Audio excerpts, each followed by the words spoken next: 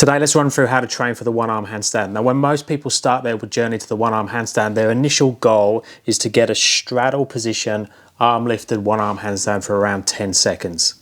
For that to happen, you need a very strong two arm handstand. You need a strong one segment straddle handstand, and I'll go through that in a second. You also need to be realistic. It's thousands and thousands of repetitions over hours and hours and hours of training.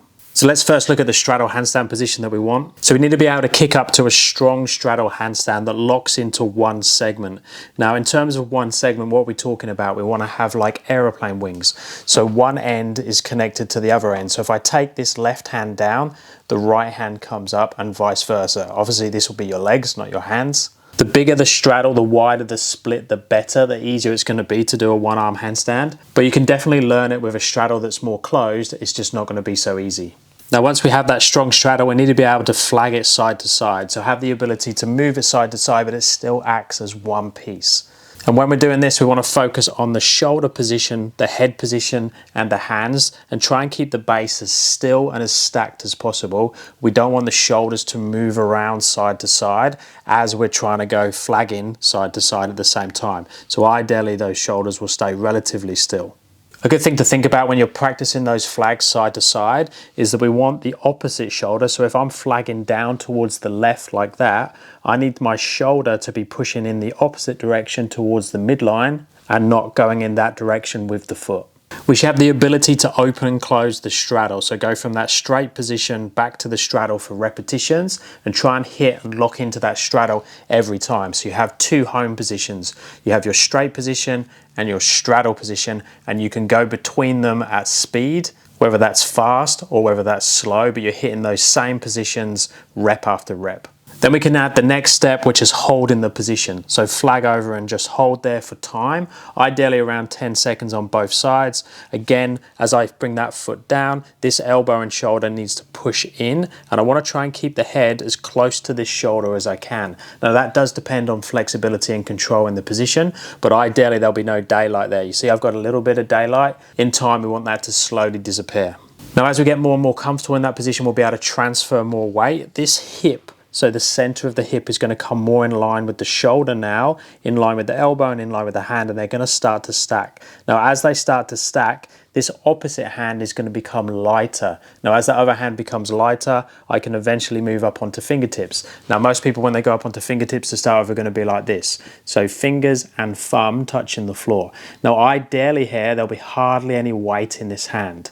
A lot of people, when they're first learning, will have the same amount of weight in this hand as they did when they were in this hand. But to lift the hand, ideally we would have deloaded the hand to lift up to that position, because we've shifted weight by moving the hip on top of the shoulder, on top of the elbow, on top of the hand. Then as we have more and more control there, we just start taking some fingers away. The challenging one to take away is the thumb, because that's at the back. Once we get that up, we can then start to play around with fingers. Now, ideally what's happening here is we're just decreasing the stability or the help we're getting from a balance point of view, not from weight. So when we go from two fingers to one finger, ideally there'll be the same amount of weight in the hand there than there is there. And that is going to take months, if not years, to go from this position to this position. Once we get up onto the magic one finger, we can play around with this position. Ideally, we want to go right up onto fingernail position, so there's no weight in it. But in some ways, going to that position where you can hold for time on the fingernail is actually harder than holding the hand off the floor, because there's less room for error. You can't move around too much when the fingernail is just kissing the floor all the time, but here I can move the hand a little bit. Now, depending on which option you prefer, I'd play with both of these, as either staying on that fingertip there or reaching the hand out more to the side and go on the side of the finger there. Now, that is increasing the base of support from a lengthening point of view, and it does bring things out to the sides. In some ways it makes it harder, and in some ways it makes it easier. But the big thing when we're doing those movements is we want to make sure that this elbow, shoulder and hip all try and stay stacked and don't move around too much. Most people will lose this shoulder and elbow and it will go in this direction. From there, we can lift the hand up. Now, when we lift the hand up, we want this shoulder to stay in line with this shoulder. It's very, very tempting to lift this shoulder much higher, which normally results in this foot coming up as well. Now, if you're not quite in the position with this hip, shoulder and hand, this foot and elbow, this foot and knee will want to try and bend and get over the top to help you out and encourage your body to go this way.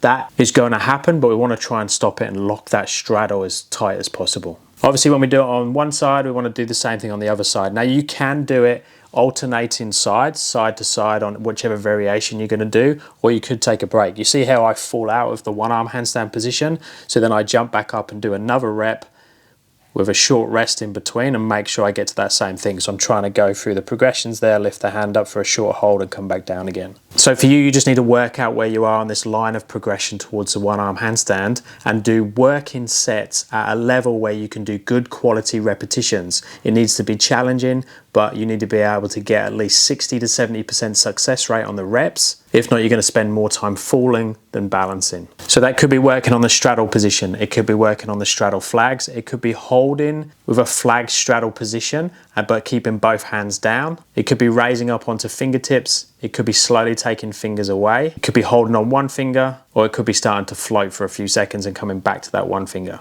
Once you have the straddle one arm handstand, you can start to explore other positions. You can work all the way up to a full position. So full position is a straight one arm handstand with the arm by its side raised up. And there's lots of other variations that you can play with, from diamond, which is similar to straddle but with the knees bent, and super challenging positions like tuck and figure. Let me know down in the comments if you have any specific questions on the one arm handstand. I've just released details and booking links for the UK workshops that I'll be doing in August. And you can find them on my website, www.paultwyman.com.au, as well as coaching information.